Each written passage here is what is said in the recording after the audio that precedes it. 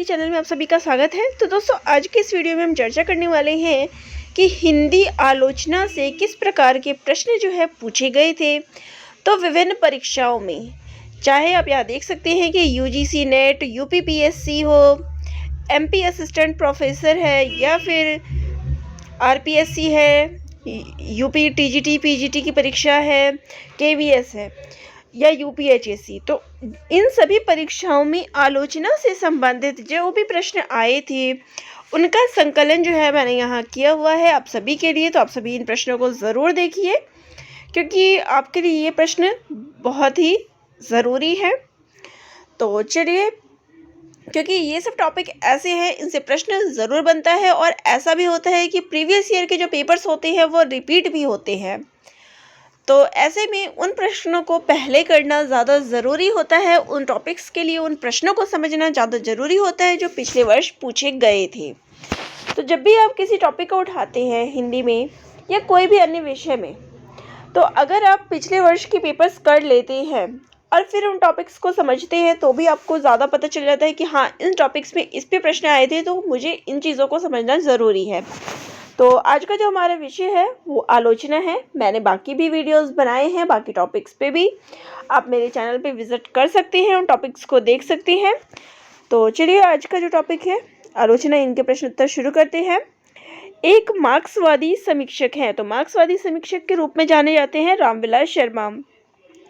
अगला प्रश्न है, मैं साहित्य को मनुष्य की दृष्टि से देखने का पक्षपाती हूँ, जो वाग्जाल को दुर्गतिहीनता और प्रमुखापेक्षिता से न बचा सके, जो उसकी आत्मा को तेजोत्पित न बना सके, जो उसके हृदय को पर दुख कातर और संवेदनशील न बना सके, उसे साहित्य कहने से मुझे संकोच होता है।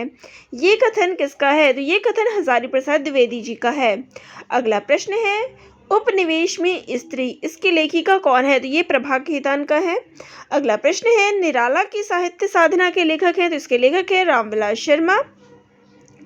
अगला प्रश्न है, महिला रचनाकार की कृतियां अपनी संवेदनशीलता, तार्किकता और तेवर में बेहद पठनीय होते हुए भी आलोचना के ठंडेपन की शिकार है। तो ये कथन किसका है? तो ये कथन ममता कालिया का है। अगला प्रश्न है, साहित्य लोचन के लेखक हैं, तो इसके लेखक है श्याम सुंदर दास। अगला प्रश्न है, निर्मला जैन की कृति कथा समय में तीन हमसफ़र, तो इसमें किन तीन हमसफ़र की बात जो है की गई है? तो वो तीन हमसफ़र हैं कृष्णा सोबती, मन्नू भंडारी और उषा प्रियमवदा। अगला प्रश्न है, मिश्र बंधु द्वारा लिखित हिंदी नवरत्न में किसको जो है स्थान नहीं मिला है? तो इसमें जायसी को जो है स्थान नहीं मिला है। अगला प्रश्न है, कामायनी एक पुनर्विचार कृति का प्रकाशन हुआ है, तो इसका प्रकाशन वर्ष है वर्ष 1961 ईस्वी। अगला प्रश्न है, मुक्तिबोध रचनावली का संपादन किया है, तो इसका संपादन करता है नेमीचंद्र जैन। अगला प्रश्न है, सौष्ठववादी आलोचक कहे जाते हैं, तो वो है नंद दुलारे वाजपेयी। अगला प्रश्न है, रंग दर्शन के रचनाकार हैं, तो इसके रचनाकार हैं नेमीचंद्र जैन। अगला प्रश्न है, प्रेमचंद को कबीर के बाद हिंदी का सबसे बड़ा व्यंग्यकार माना है, तो वो माना है रामविलास शर्मा ने। अगला प्रश्न है, हिंदी के मार्क्सवादी समीक्षक हैं, तो वो है डॉक्टर नामवर सिंह। अगला प्रश्न है, प्रसंग गर्भत्व इनके गद्य की निजी विशेषता है, इनकी भाषा सरल और व्यंजनापूर्ण है, बीच बीच में हास्य और व्यंग्य भी है, तो ये कथन है चंद्रधर शर्मा गुलेरी जी के प्रति जो है ये कथन कहा गया है। अगला प्रश्न है, उनकी आलोचना की प्रमुख विशेषता है उनकी अनाविल दृष्टि और निर्मल विवेचन। ये कथन जो है किस आलोचक के प्रति कहा गया है? तो ये विश्वनाथ प्रसाद मिश्र के प्रति कहा गया है। अगला प्रश्न है, कबीर और तुलसी भाषा में एक मिशन के तहत लिख रहे थे, ये कथन किसका है? तो ये कथन बच्चन सिंह का है। अगला प्रश्न है, आज के व्यापक सामाजिक संबंधों के संदर्भ में जीने वाले व्यक्ति के माध्यम से ही मुक्तिबोध ने अंधेरे में कविता में अस्मिता की खोज को नाटकीय रूप दिया है, ये कथन किस आलोचक का है? तो नामवर सिंह का। अगला प्रश्न है, आज का हिंदी निबंध साहित्य अधिकांश में आलोचना की ओर दौड़ा जा रहा है, आजकल आचार्यत्व की चाह रीतिकाल से भी कुछ बढ़ी चढ़ी है। तो ये कथन किसका है? तो ये कथन बाबू गुलाब राय का है। अगला प्रश्न है, किसी वस्तु के प्रत्यक्ष ज्ञान या भावना से हमारी अपनी सत्ता के क्रोध का जितना ही अधिक तिरोभाव और हमारे मन की उस वस्तु के रूप में जितनी ही पूर्ण परिणति होगी, उतनी ही बढ़ी हुई हमारी सौंदर्य की अनुभूति कही जाएगी। तो ये कथन किसका है? तो आचार्य रामचंद्र शुक्ल जी का। फिर यहाँ पे मिलाना गया है हिंदी साहित्य की भूमिका। इसका प्रकाशन वर्ष है 1940 ईस्वी, कबीर 1941 ईस्वी, हिंदी साहित्य का आदिकाल 1952 ईस्वी, मध्यकालीन बोध का स्वरूप ये 1970 ईस्वी है।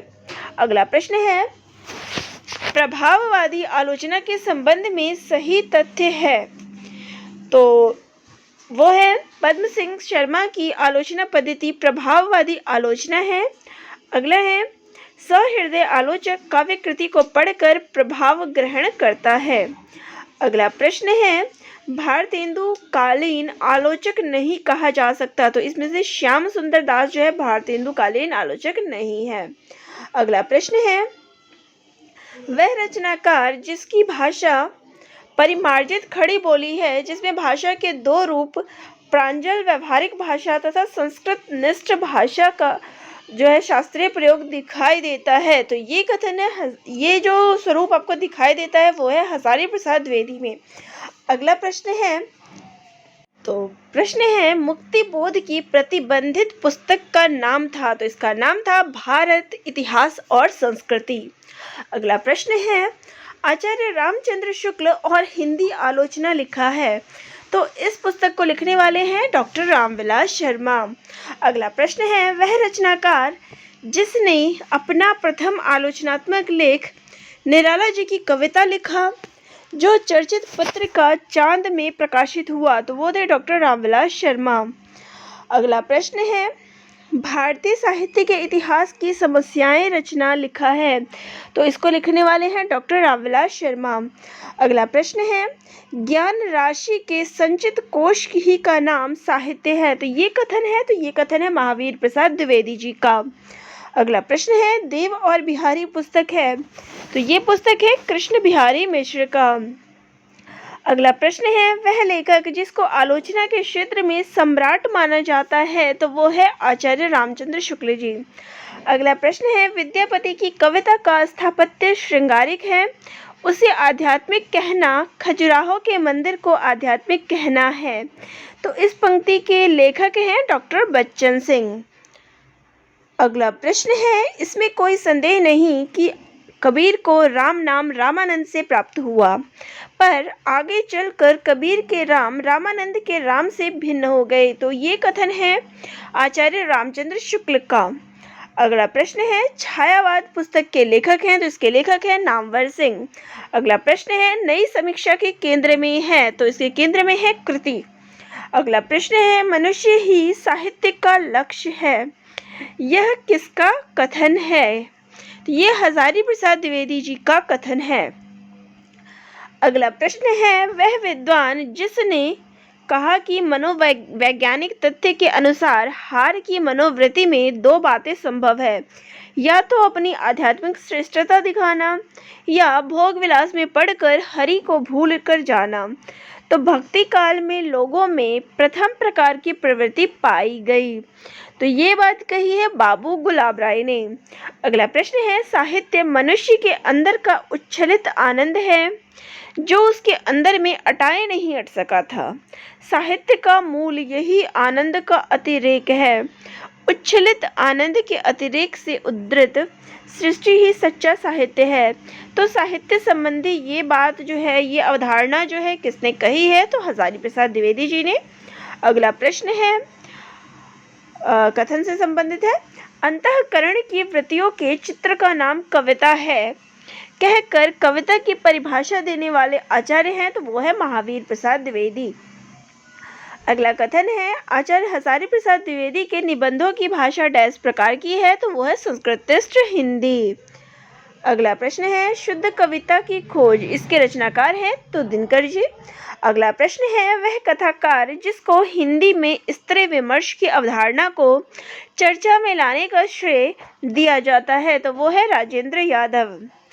तो यहाँ आपको मैं एक और चीज़ बता दूं कि आपको अगर किसी भी टॉपिक में समस्या आ रही हो, कोई टॉपिक चाहते हैं कि उस पर वीडियो बनाया जाए, तो मैं जल्द से जल्द उस पर वीडियो बना दूंगी। आप सभी जो है अपना कमेंट देते रहिएगा जो भी टॉपिक्स आपको चाहिए।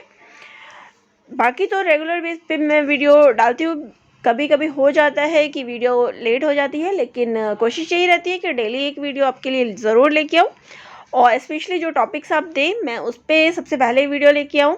तो देखिए टॉपिक्स तो रेगुलर बेस पे चलेगी, लेकिन कभी कभार आपकी भी प्रॉब्लम्स रहती है कि ये टॉपिक पहले तैयार किया जाए, तो इसलिए मैं हमेशा टॉपिक्स पूछती ज़रूर हूँ। तो आपकी कोई भी टॉपिक हो तो ज़रूर बता दीजिएगा। चलिए अगला प्रश्न है लाला श्रीनिवास दास के संयोगिता स्वयंवर की सच्ची समालोचना की थी तो वो करने वाले थे बालकृष्ण भट्ट।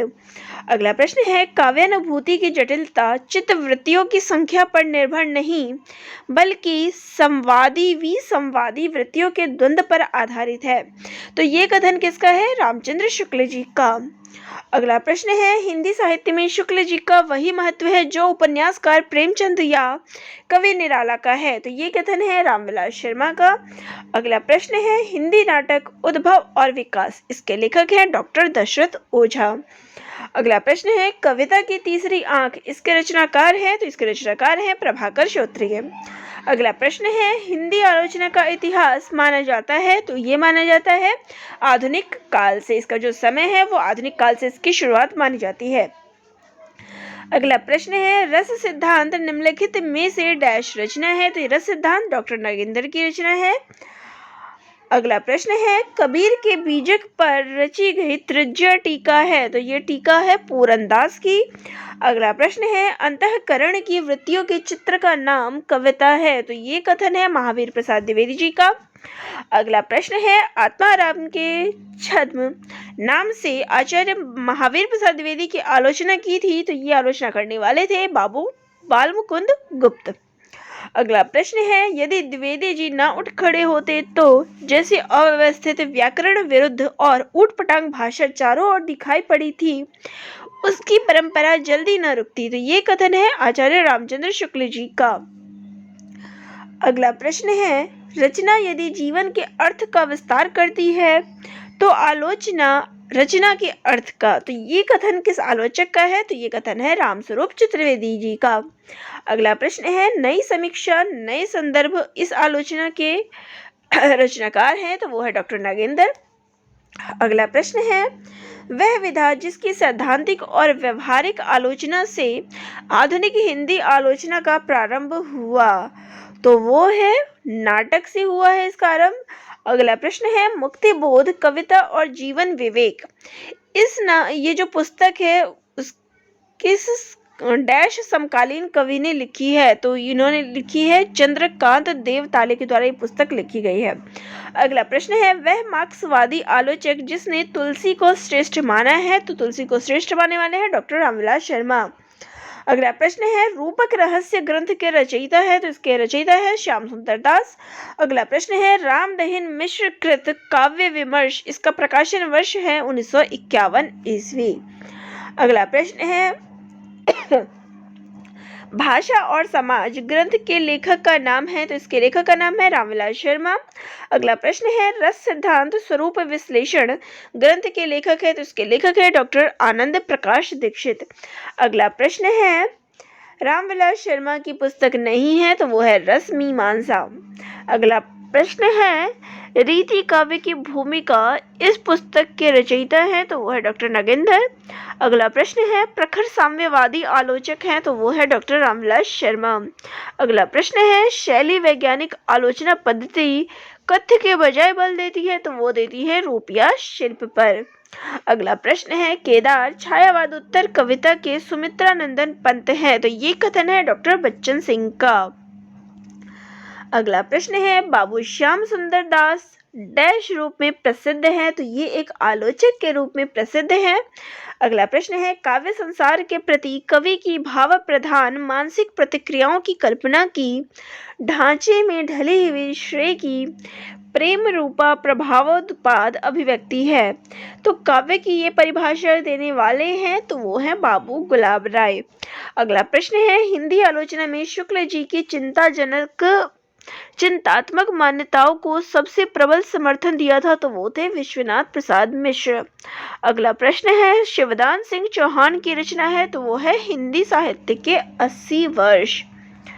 अगला प्रश्न है, वह आलोचक जिसका कथन है आधुनिक काल में गद्य का विकास सबसे प्रधान साहित्यिक घटना है, तो वो है रामचंद्र शुक्ल जी। अगला प्रश्न है, कहानी नई कहानी इस पुस्तक के लेखक हैं नामवर सिंह। अगला प्रश्न है, हिंदी कहानी संदर्भ और प्रकृति इस आलोचना पुस्तक के लेखक हैं देवी शंकर अवस्थी। अगला प्रश्न है, लक्ष्मीकांत वर्मा की लिखी पुस्तक है, तो वो है नई कविता के प्रतिमान। अगला प्रश्न है, स्वच्छंदतावादी आलोचक के रूप में प्रसिद्ध है, तो वो है नंद दुलारे वाजपेयी। अगला प्रश्न है, उर्वशी पर लिखी गई डैश की समीक्षा से विवाद उत्पन्न हो गया था, तो उर्वशी पर समीक्षा लिखने वाले थे भगवत शरण उपाध्याय। अगला प्रश्न है, रामविलास शर्मा कृत महावीर प्रसाद द्विवेदी और हिंदी नवजागरण का प्रकाशन वर्ष है, तो वो है सन 1977 ईस्वी। अगला प्रश्न है, कवि कर्म और काव्य भाषा इस आलोचना की समीक्षा कृति है, तो वो है परमानंद श्रीवास्तव की आलोचना है। अगला प्रश्न है, शुक्ल जी न तो भारत के रूढ़िवाद को स्वीकार किया न पश्चिम व्यक्तिवाद को, तो ये कथन है रामविलास शर्मा का।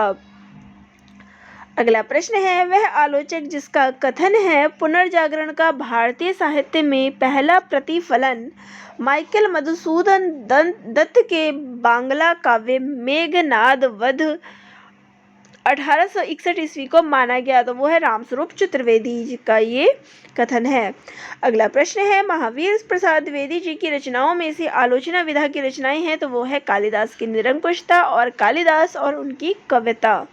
अगला प्रश्न है, दूसरी परंपरा की खोज की विधा क्या है, तो ये एक आलोचना है। अगला प्रश्न है, विख्यात मार्क्सवादी समीक्षक है, तो वो है रामविलास शर्मा। अगला प्रश्न है, 3 महान कवियों जायसी सूर तुलसी की समीक्षा प्रस्तुत की गई है, तो इनकी समीक्षा प्रस्तुत की गई है त्रिवेणी के रूप में। मध्यकालीन बोध का स्वरूप इस पुस्तक के लेखक हैं हजारी प्रसाद द्विवेदी जी। भारतेंदु युग और हिंदी भाषा की परंपरा विकास परंपरा इस पुस्तक के लेखक हैं रामविलास शर्मा। अगला प्रश्न है, मार्क्सवादी विचारधारा का आलोचक नहीं है, तो वो है विजयदेव नारायण शाही।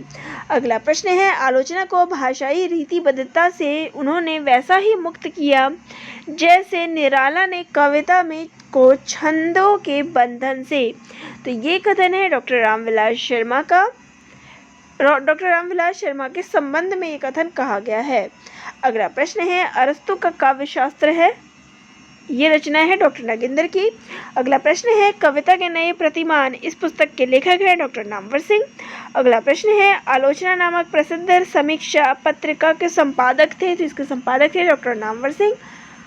अगला प्रश्न है, रस मीमांसा नामक आलोचना पुस्तिका के लेखक हैं आचार्य रामचंद्र शुक्ल। अगला प्रश्न है, वह ग्रंथ जिसके लेखक रामविलास शर्मा है, तो वह भारत में अंग्रेजी राज और मार्क्सवाद। अगला प्रश्न है, सुमित्रा नंदन पंत नामक ग्रंथ के लेखक है, तो वह डॉक्टर नागेंद्र। प्रगतिवाद कृति है, तो ये कृति है शिवदान सिंह चौहान की। अगला प्रश्न है, कामायनी को मानवता के रसात्मक इतिहास की संज्ञा प्रदान की है, तो वह है नंद दुलारे वाजपेयी ने। अगला प्रश्न है, महाकवि सूरदास ये कृति है आचार्य नंद दुलारे वाजपेयी जी की। महावीर प्रसाद द्विवेदी और हिंदी नवजागरण इस पुस्तक के लेखक है रामविलास शर्मा। अगला प्रश्न है, निराला की साहित्य साधना इस आलोचना कृति के भाग हैं, तो इसके 3 भाग हैं। अगला प्रश्न है, हिंदी के काव्य भाषा पर एक समीक्षक इसके लेखक है समीक्षक है रामस्वरूप चतुर्वेदी। अगला प्रश्न है, कबीर बाज भी कपोत भी पपीहा भी इसके रचनाकार हैं धर्मवीर भारती। प्रगतिवादी समीक्षक हैं, तो वो है रामविलास शर्मा। प्रगतिवादी मार्क्सवादी सब है। प्रेमचंद सामंत का मुंशी इस पुस्तक के लेखक है डॉक्टर धर्मवीर भारती। अगला प्रश्न है तुलसी आधुनिक वातायन से इस पुस्तक के लेखक है रमेश कुंतल मेघ। अगला प्रश्न है समीक्षात्मक कृति आलोचना का पक्ष इस पुस्तक के लेखक है रमेश चंद्र शाह। अगला प्रश्न है हिंदी नवरत्न एक आलोचनात्मक कृति है जिसके आलोचक हैं मिश्र बंधु। अगला प्रश्न है समालोचना का प्रकार नहीं है तो वो है आलोचनात्मक आलोचना।